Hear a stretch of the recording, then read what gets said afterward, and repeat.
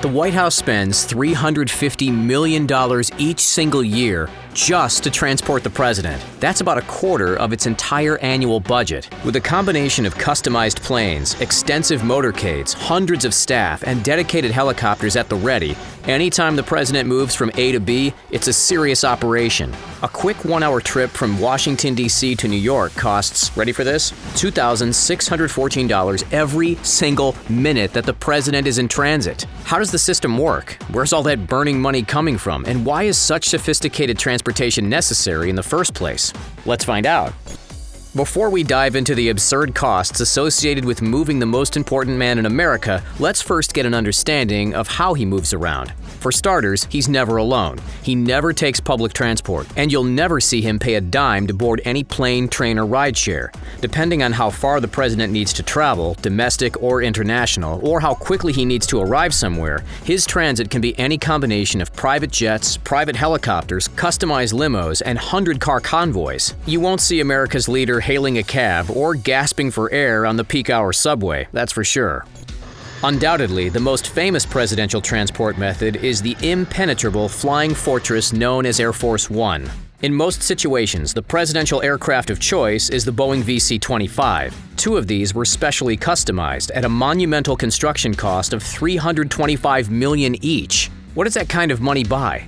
Luxury, safety, security, and lots of it. Taking into account fuel consumption, staff costs, and logistics, every single hour that the Air Force One jet is airborne costs taxpayers a whopping $206,337. Shall we take a look inside? It costs enough, we probably should.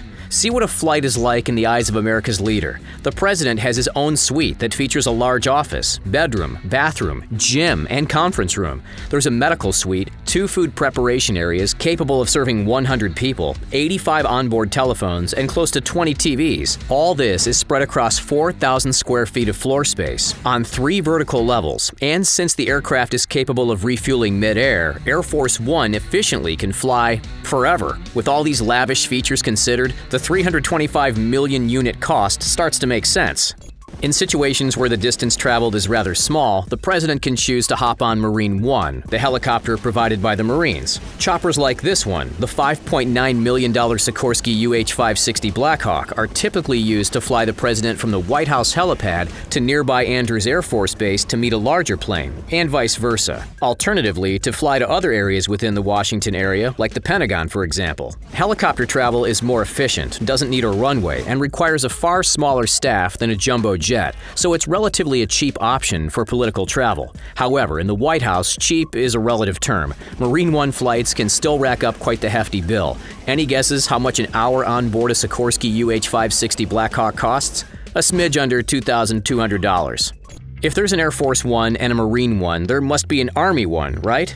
Correct. Except with the Army, and in fact with all military vehicles, the codename One doesn't refer to a particular model or a particular vehicle unit. It's rather a basic code. Actually, it refers to any vehicle that is carrying the president. If the Army told the president to take the wheel of a tank or an ATV or even a bumper car, then that tank, ATV, or bumper car becomes Army One. Make sense?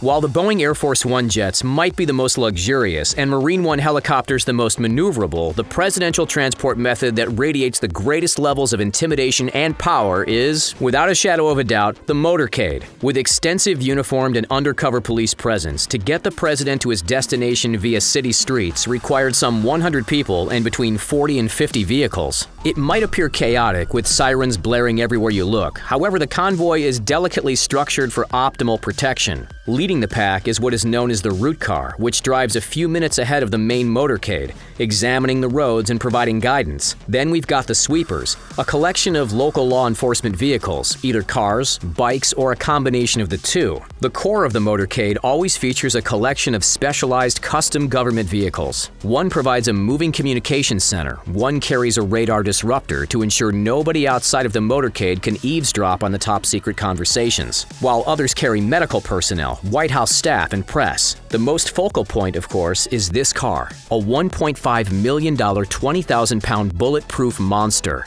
Rather appropriately, it's been nicknamed the Beast. Although within the motorcade lineup, it's referred to as the lead or the stagecoach. In other words, the car carrying the most precious cargo. Its walls are as thick of that as a Boeing 747, and it's fitted with tear gas dispensers, electrified door handles, and even a button that launches nuclear missiles. For the purposes of deception, two identical beasts always travel within the motorcade, and we never know which one is carrying the president. Due to their specialization, all the motorcade vehicles, except local police, need to be transported to the destination city in cargo planes before the president arrives in Air Force One. This, in and of itself, is roughly a $101,000 operation per hour.